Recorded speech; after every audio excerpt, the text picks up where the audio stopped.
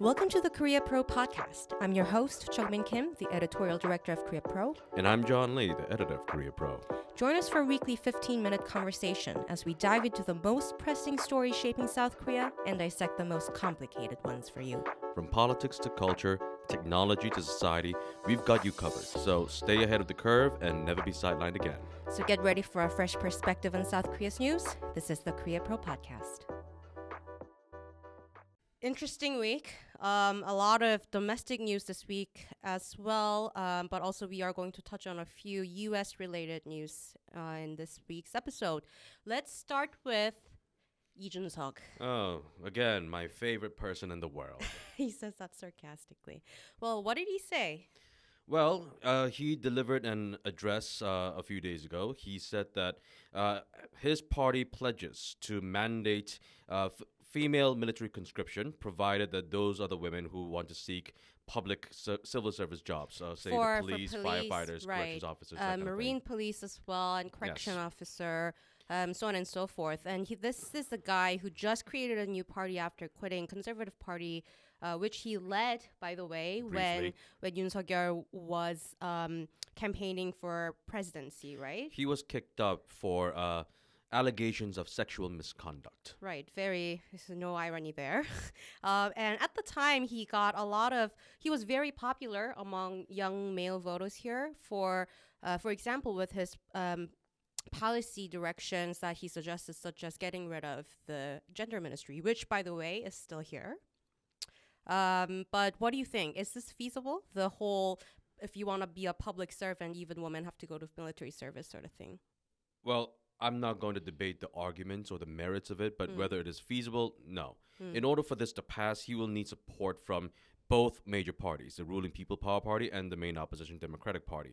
And yeah, maybe there might be some people in the PPP who might support this, but they will have nowhere near enough votes for this. This is just a political stunt. So why wouldn't there be any real discussion about this in the parliament if he brings this topic up? Because it is a big problem right now, the declining number of... It goes back to elections. Parliamentary elections are coming up, and we have to remember when Yoon was elected into office, he won with a razor-thin margin. And everyone knows that one of the reasons why he got that razor-thin margin was because of those young male voter support. Right. And he knows that that's his market. That's who he speaks to.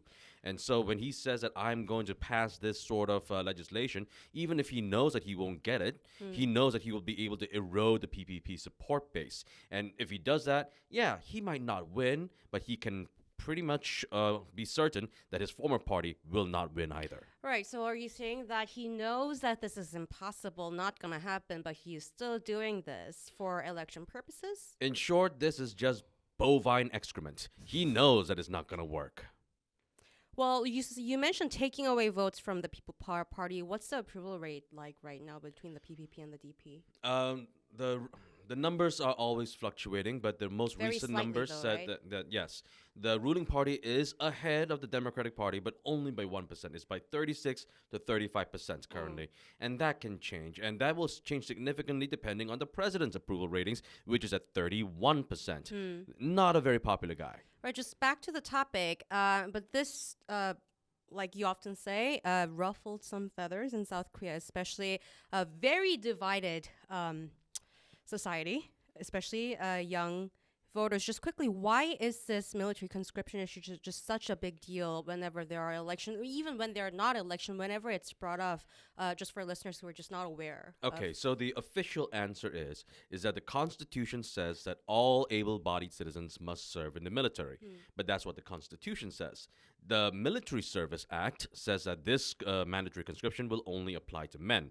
Women can serve, but only on a voluntary basis. And so this has been a contentious issue that a lot of... Eye-rolling, a lot of very sensitive young men who feel harshly treated by the justice system have taken issue with this and said to the government many times and taken this to the Constitutional Court several times, oh, we don't want to have to serve if women don't serve. And of course, the Constitutional Court has ruled several times that no, this law is constitutional. Well, as someone who did go to the military, when was it? from 2011 to 2013. When you hear Lee Jun-seok saying something like this, just as a citizen who's not an analyst, what's your immediate response? Like, how do you feel? Did you serve in the military? Well, No, he did not. He did not. Well, technically, he went to, what was the name of the? He was some sort of a technical assistant at some firm that deals with software engineering or image software or whatever it was. It's one of those programs that exists that will help people to serve in instead of having to serve in active military service. But for him to make a big stink out of this when he himself never served. Right, Well, as a citizen listening to this, as a citizen, someone who served the I military. will not finish that thought because this podcast might get cancelled if I Right, do. okay. But, okay. I think that was good enough, though. Okay. All right, let's move on to the second topic. U.S. National Security Advisor Jake Sullivan, he said on Tuesday, we're recording on Thursday, that the U.S. partnership with South Korea and Japan is quote-unquote vision for the world. What? Yeah, I don't know what that means. What was the context of him saying this? Vision for the world. What vision?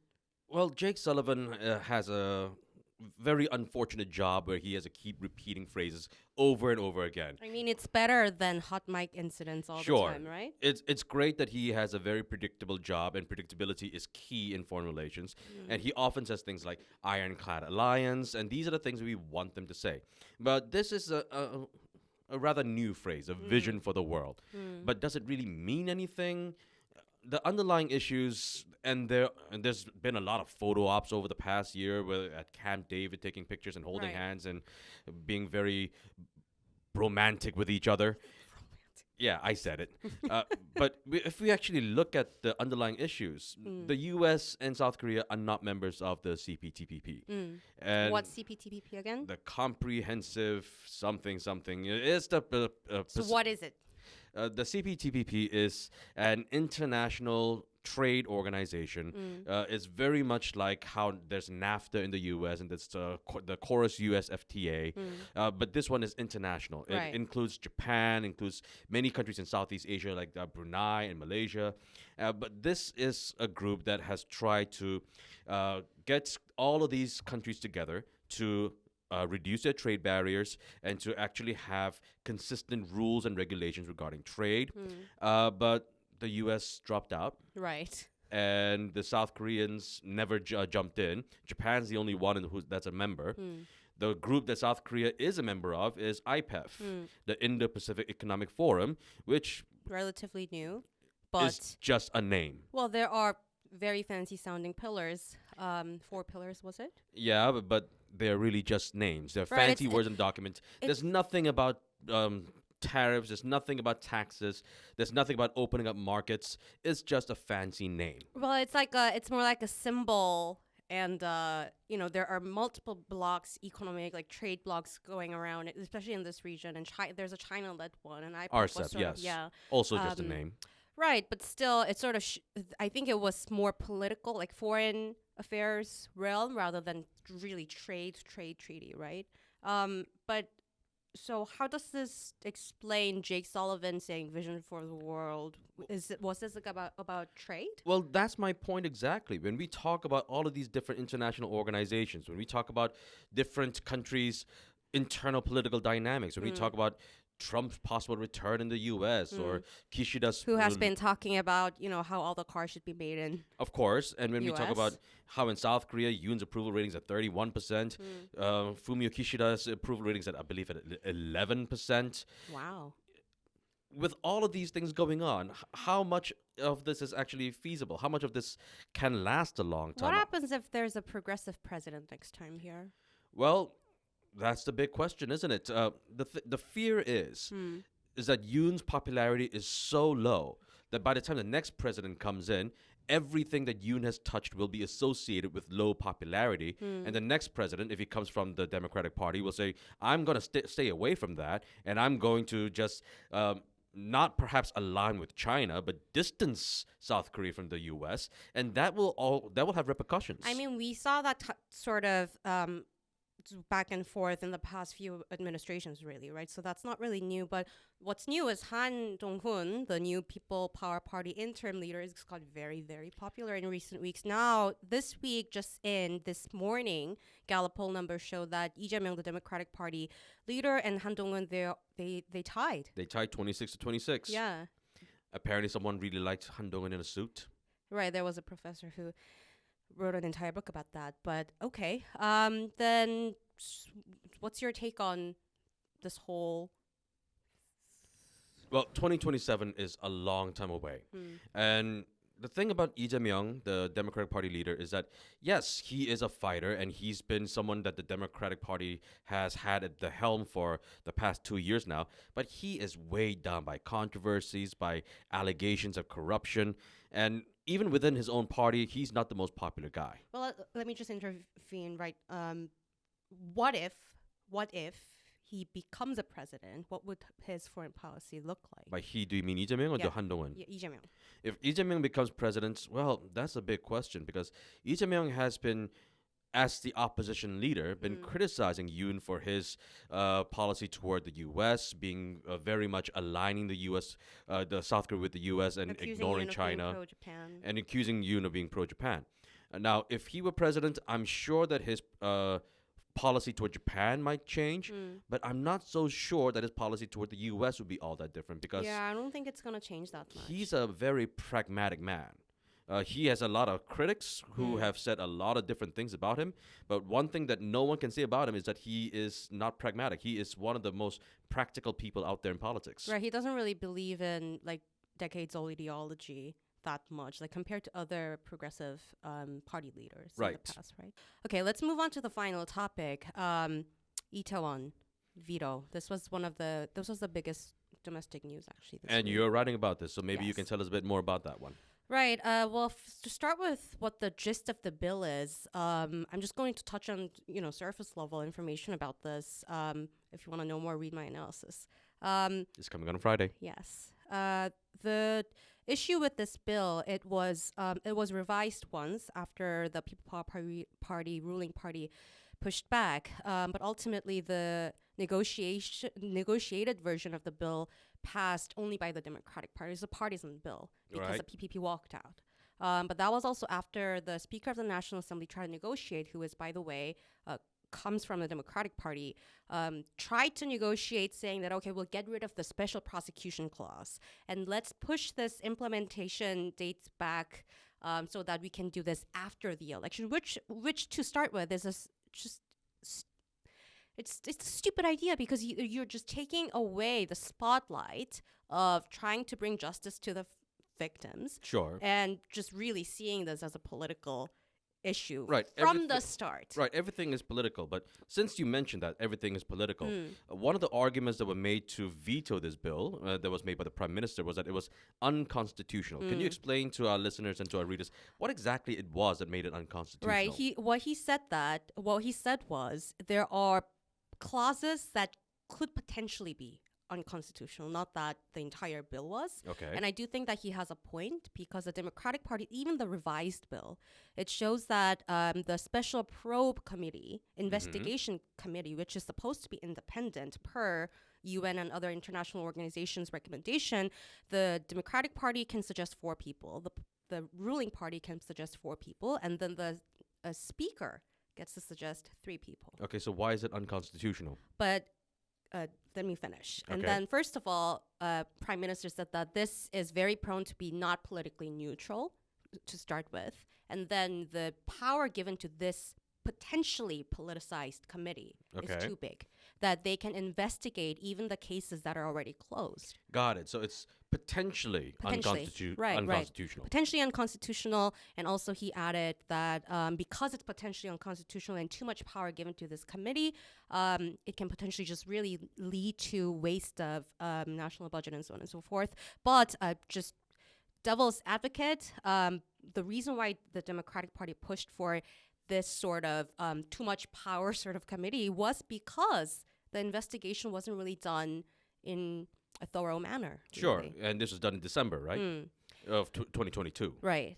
And the logic of the veto included the unconstitutionality part and also how there already has been investigation. But I think the prime minister's point and the prime minister office's point was okay because, he just basically talked about how it's not, it could lead to legal issues, right? Right. But then the response from the People Power Party and the presidential office, Tone deaf. yes, because they could have just repeated what the prime minister said. But what the People Power Party went for is that, the investigation was already completed thoroughly. Right. Okay. I I admit that it's been a while since I actually read up into who was held responsible, but wasn't it just a handful of police officers? Yeah, police, like heads of police authorities. Right. Or some of the other people who were like 30-something staffers who were in charge of the case, but no high-level officials were ever held accountable, including the interior minister. Right. He still got his job. Right, and at least they could have apologized, but they didn't even do that. And they said it was thorough. Right, and it also leads back to the public opinion polls as well, right? Because from Yoon's perspective, this is potentially something that can really eat up on his approval rating and his image as a strong leader and so on and so forth. So it seems like, although the public opinion poll was half and half on whether or not the investigation was done thoroughly, a lot of people actually did think, more than 50% continuously answered that this is the state's responsibility. But as soon as he says yes to this, it opens up a whole can of worms where it will allow investigations into his top aides. Okay. So that was a controversy. But then the way in which it was handled, especially after the victim families' protest, the optics was really bad. And they were marching to the presidential office, but they weren't just walking. Right. 우체투지. How do you describe that? I described it as while marching, they had interspersed it with several repeated Buddhist-style prostrations. It's a very age-old sort of protest right, in Korean and culture, it's isn't to it? show the desperation, the sentiment of desperation from the victim's family side, which I should also mention, like a lot of languages that the victim's family used was very limited to what the Democratic Party was already using. But right after the veto, this was interesting. The committee said that it's disappointing that the government, the prime minister did offer alternatives like creating a permanent facility to mourn for the victims, Right. and provide reparation for the victims' families and more. But the victims' families' point was that It was insulting. it's not about really getting the money. Mhm. They said it's really more about more thorough investigation, independent investigation, And finding those who are responsible. right? And that's why they were protesting against the veto, but that the presidential office did not really respond to. Unlock the full Korea Pro experience by joining our community. Stay informed, stay ahead, and never miss a beat on Korean affairs that matter. Subscribe today and transform the way you understand Korea.